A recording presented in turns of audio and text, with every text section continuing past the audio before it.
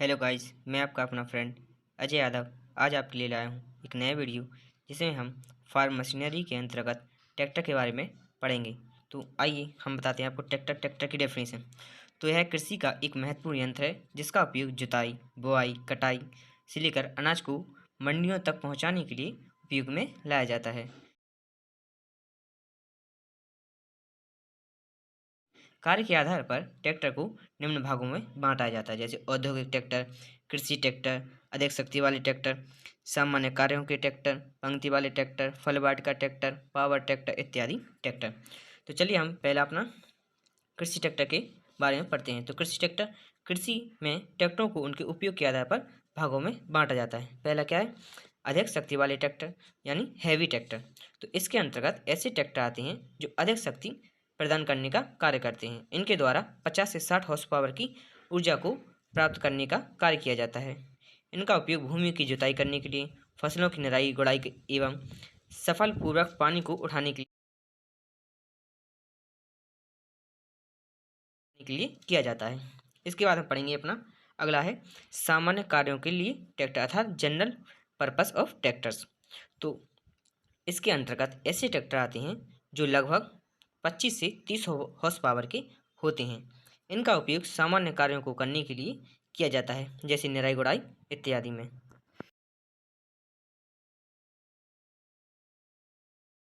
इसके बाद आता है हमारा तीसरा ट्रैक्टर पंक्तिबद्ध ट्रैक्टर अर्थात रो क्रॉप ट्रैक्टर्स। इसके अंतर्गत ऐसे ट्रैक्टर आते हैं जो खड़ी फसल में निराई गुड़ाई के कार्य को कर सकते हैं।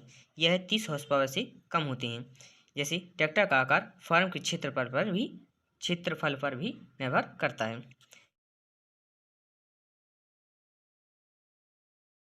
इसके बाद हमारा आता है चौथा फल वाटिका ट्रैक्टर अर्थात अर्चन ट्रैक्टर्स।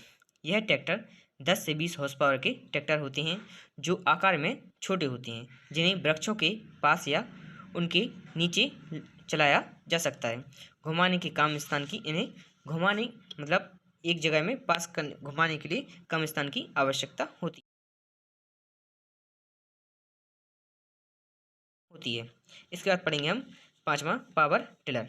यह ट्रैक्टर आकार में सबसे छोटे होते हैं। इनकी पावर 2 से 12 हॉर्स पावर तक होती है।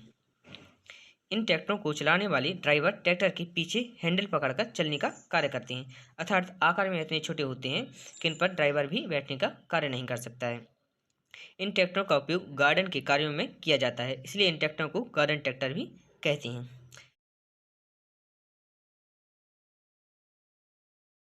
इसके बाद हम पढ़ेंगे कुछ महत्वपूर्ण भाग ट्रैक्टरों के। तो सबसे पहले ट्रैक्टरों में सबसे महत्वपूर्ण भाग क्या होता है? उसका इंजन। तो इंजन क्या है? इसके कार्य के आधार पर परिवर्तित करने का कार्य किया जा सकता है, अर्थात आवश्यकता अनुसार शक्ति को बढ़ाने एवं उसे कम करने का कार्य किया जा सकता है।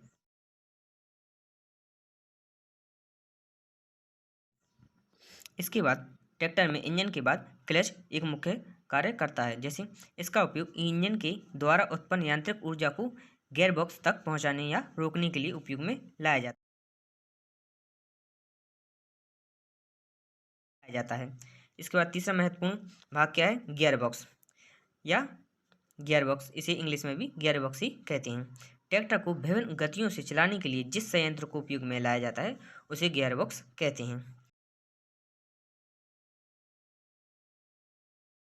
इसके बाद हम पढ़ेंगे विभेदक अर्थात डिफरेंटल। ट्रैक्टर को मोड़ते समय अंदर वाले पहिए को कम एवं बाहर वाले पहिए को अधिक चलाने का कार्य करना पड़ता है। इन पहियों को अधिक चलना पड़ता है। इन पहियों को संतुलन करने के लिए जिस उपकरण को उपयोग में लाया जाता है उसे विभेदक कहा जाता है। विभेदक के द्वारा दोनों पहिए अलग अलग गति से घूमने के कार्य को करते हैं। इसके बाद इसका अंतिम प्रचालन साधन अर्थात फाइनल ड्राइव।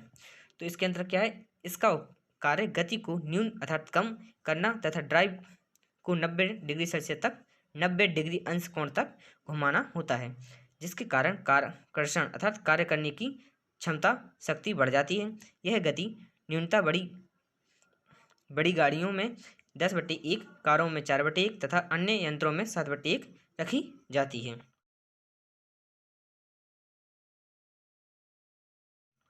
इसके बाद पढ़ेंगे हम ट्रैक्टर का महत्वपूर्ण भाग ब्रेक। तो यह यंत्र वाहन की गति को कम करने एवं उसे रोक देता है। ब्रेक का संबंध एक शाफ्ट से होता है जो गोल पहिए से जुड़ा होता है। यह पहिए की गति को कम करने का कार्य करता है।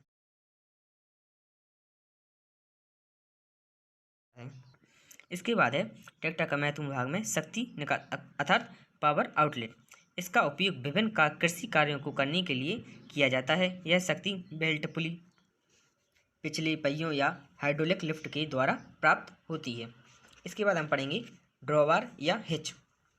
ट्रैक्टर के पीछे की वह छड़ जिसकी सहायता से विभिन्न मशीनों को खींचने का कार्य किया जाता है, इसे ड्रॉबार कहते हैं, या सामान्य देहाती भाषा में से हिच कहते हैं।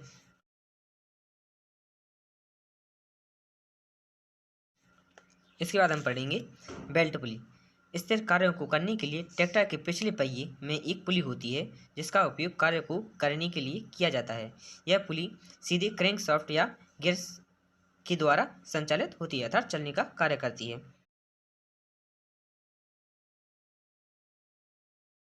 इसके बाद पढ़ेंगे हम स्टीयरिंग अर्थात ट्रैक्टर का मुख्य भाग है जिसके द्वारा हम ट्रैक्टर को मोड़ने का कार्य करते हैं। तो इसकी डेफिनेशन पढ़ेंगे। ट्रैक्टर को मोड़ने के लिए जिस उपकरण को उपयोग में लाया जाता है उसे स्टीयरिंग कहते हैं।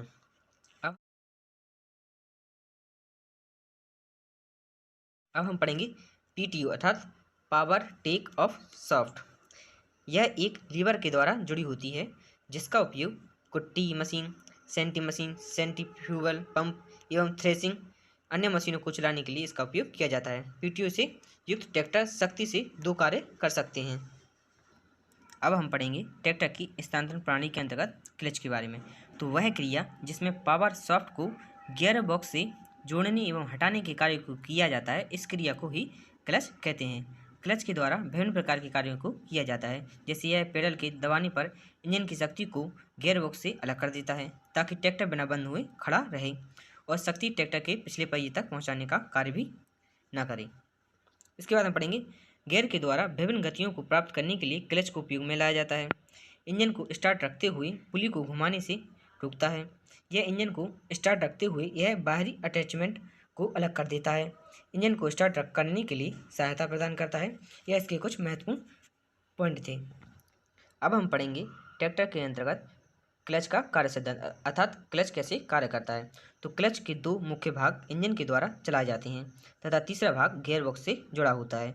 जब ये तीनों भाग क्लच पेडल के दबने पर अलग होते हैं तो उस समय इंजन गियर बॉक्स की शाफ्ट को घुमाने का कार्य नहीं करता है, जिसके कारण गियर को आसानी से बदला जा सकता है और ट्रैक्टर को बिना किसी झटके आसानी से रोका जा सकता है। क्लच प्लेट को इस प्रकार डिजाइन किया जा सकता है कि जब इस पर दबाव पड़ता है तो यह फिसलने लगती है और यह दबाव स्प्रिंग पर पड़ता है। जैसे ही क्लच प्लेट घूमने लगती है वैसे ही गियर बॉक्स की शाफ्ट भी घूमने लगती है, क्योंकि क्लच प्लेट इसी शाफ्ट के ऊपर जुड़ी हुई होती है। इस अवस्था को क्लच गेट की अवस्था कहा जाता है। क्लच पेडल के दबाने पर स्प्रिंग दबती है और क्लच प्लेट से स्वतंत्र हो जाता है और घूमना बंद कर देता है, जिसके कारण शाफ्ट घूमना बंद कर देती है। इस अवस्था को डिसएंगेज की अवस्था कहते हैं। अब हम इसके बाद पढ़ेंगे क्लच के प्रकार अर्थात क्लच कितने प्रकार के होते हैं। तो मुख्यतः क्लच दो प्रकार के होते हैं, एक सिंगल प्लेट क्लच और एक होता है मल्टीप्लस क्लच। तो सिंगल प्लेट क्लच के बारे में हम पढ़ेंगे। ऐसे क्लच में लोहे की एक मोटी क्लच प्लेट लगी होती है। यह प्लेट एक ओर से फ्लाईव्हील तथा दूसरी ओर से ड्राइव से जुड़ी होती है। दबाव के लिए स्प्रिंग ड्राइविंग प्रेशर के ऊपर मिली होती है। जैसे ही क्लच पेडल को दबाने का कार्य किया जाता है वैसे ही क्लच पेडल फ्लाईव्हील से अलग हो जाती है और फ्लाईव्हील अकेली घूमना शुरू कर देती है। क्लच पेडल को छोड़कर प्रेशर प्लेट क्लच प्लेट के स्प्रिंग की शक्ति को फ्लाईव्हील से जोड़ देती है और फ्लाईव्हील क्लच प्लेट के साथ घूमने लगती है। इस प्रकार की क्लच प्लेट को सिंगल प्लेट क्लच कहा जाता है। अब हम पढ़ेंगे मल्टी क्लच प्लेट। इस प्रकार की क्लच में दो प्रकार की प्लेटें होती हैं जो एक के बाद एक लगी रहती हैं। इसमें ड्राइविंग प्लेट का सेट फ्लाईव्हील के साथ जुड़ा होता है तथा ड्राइविंग प्लेट क्लच ड्राइविंग के साथ जुड़ी जाती है, जिसके साथ क्लच की शक्ति को गियर बॉक्स तक पहुंचाया जाता है। क्लच स्प्रिंग की सहायता से दोनों तरफ की प्लेट एक दूसरे से जुड़ जाती हैं और क्लच पेडल दबाने से इन क्लच पेडल की दूरी बढ़ती है, जिसके कारण ड्राइविंग प्लेट स्वतंत्र रूप से घूमती रहती है वर्तमान में इस प्रकार की प्रणाली का उपयोग में सबसे अधिक किया जाता है।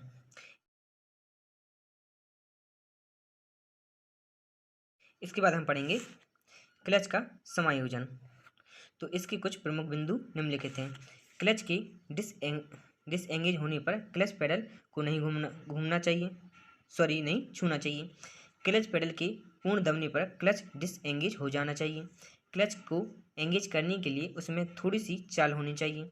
यदि क्लच बहुत अधिक टाइट होता है तो क्लच पेडल के टूटने की संभावना बढ़ जाती है।